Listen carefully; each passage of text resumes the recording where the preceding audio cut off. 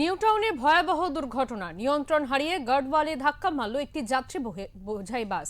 দুর্ঘটনায় গুরুতর আহত হয়েছেন অন্তত ৩ জন। আহতরা এই মুহূর্তে বিধাননগর মহকুমা হাসপাতালে চিকিৎসাধীন। প্রত্যক্ষদর্শীদের মতে বাসটি অত্যন্ত দ্রুত গতিতে নিউটাউন থেকে সাপুরাজির দিকে যাচ্ছিল।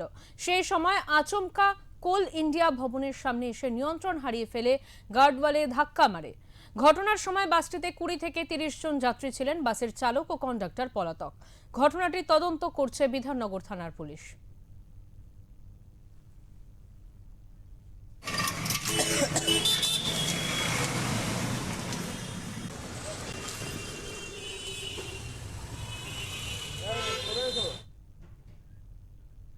এ বিষয়ে আমরা কথা বলে নেব। আমাদের সঙ্গে টেলিফোন লাইনে রয়েছেন আমাদের প্রতিনিধি মানুষ চৌধুরী। মানুষ, কিভাবে এই বাস দুর্ঘটনা হলো, কি জানা যাচ্ছে?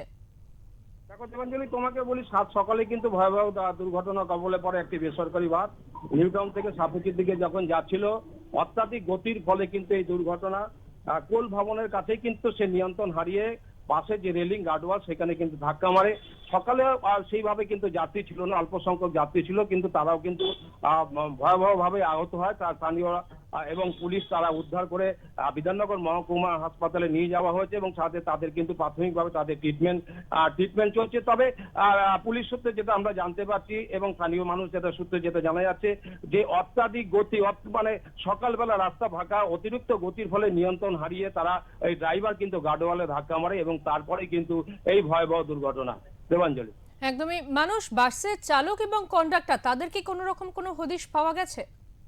না, তাদের খোঁজে কিন্তু পুলিশ তল্লাশি চালাচ্ছে এবং যারা আহত হয়েছে তাদেরকে নিয়ে প্রাথমিক চিকিৎসার জন্য তাদেরকে কিন্তু বিধাননগর যে মহকুমা হাসপাতাল সেখানে কিন্তু তাদের নিয়ে যাওয়া হয়েছে এবং সেখানে কিন্তু তাদের চিকিৎসা চলছে।